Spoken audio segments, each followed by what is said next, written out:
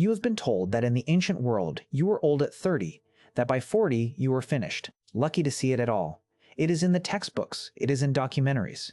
It is why we picture our ancestors worn out and gray before middle age. There is a man frozen in the Alps who would like a word.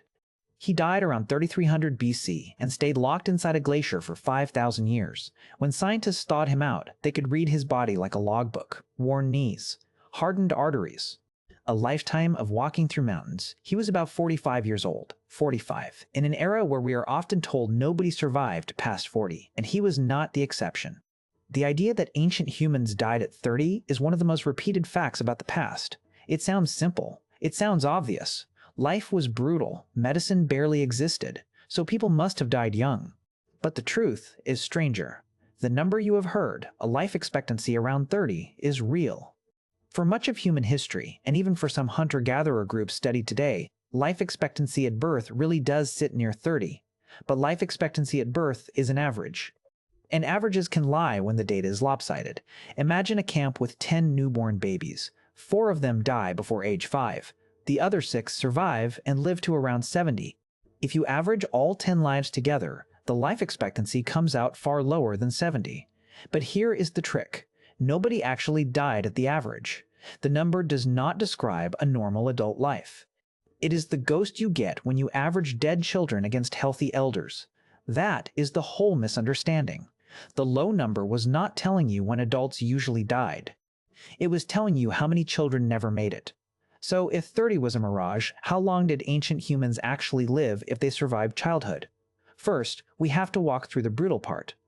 Before you got an adult life, you had to survive the gauntlet. For ancient humans, childhood was dangerous in a way that is hard for us to feel now. Disease, infection, accidents, bad water, bad luck.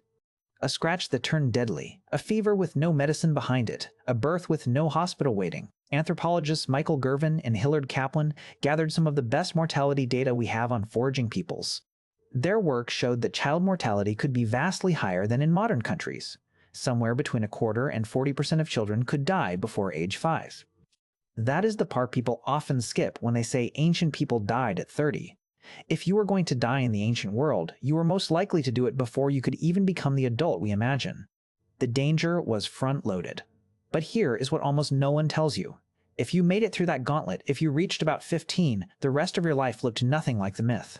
Survive to 15, and your life expectancy snapped upward to something startlingly familiar.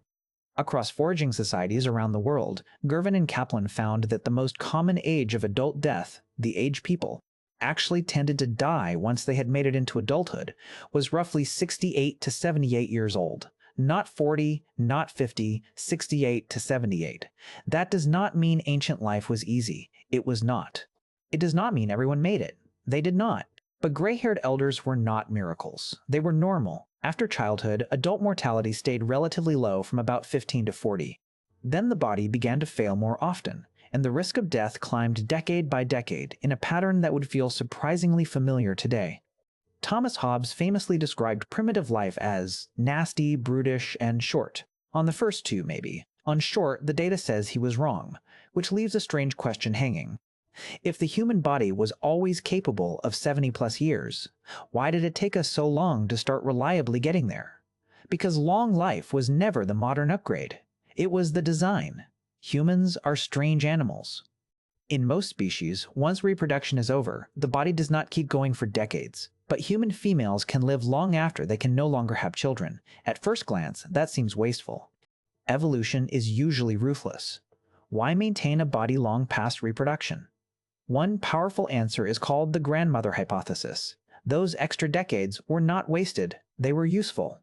A grandmother who could still walk, gather food, remember danger, care for children, and teach what she knew made the whole group stronger.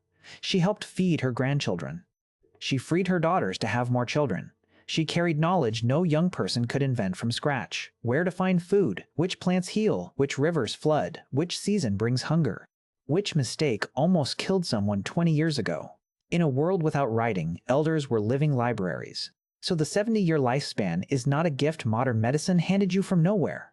It is a feature your species has carried for hundreds of thousands of years. The elders were always supposed to be there. So what did modern life actually change? Here's the part that flips the whole story. We did not really extend the maximum human lifespan by very much.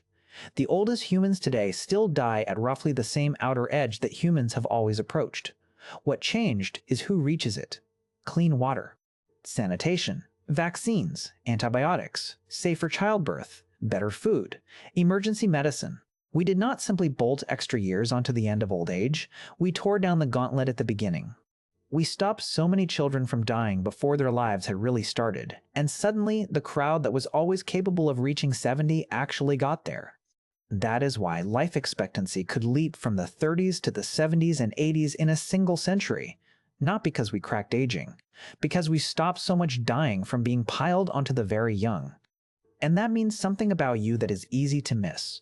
You probably think of your long life as the normal default human experience. It is the opposite.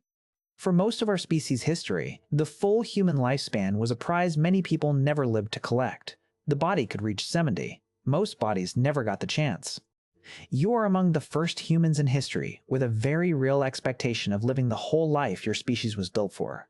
Every gray hair you may earn, every birthday past 40, every decade that once looked like borrowed time, for almost everyone who came before you, those were never guaranteed. The elders were always precious because they were rare. We made them ordinary. We did not invent the long life. It was always waiting on the other side of childhood. We just finally stopped dying before we could reach it.